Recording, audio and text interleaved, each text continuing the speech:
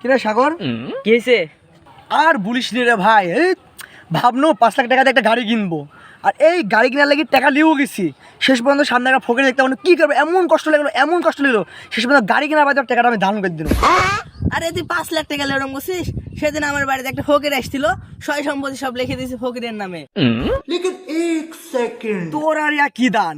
এই রাজশাহী বিশ্ববিদ্যালয় কে তৈরি গেছে জানিস? রাজশাহী বিশ্ববিদ্যালয় আমি তৈরি করবো, আর এটা আমি দান করে দিলাম। তাই তো কিছু মনে হচ্ছে না। ঢাকার যে বিমানবন্দর আছে আমি নিজে তৈরি হয়েছি, নিজে তৈরি করে আমি দান করে দিচ্ছি।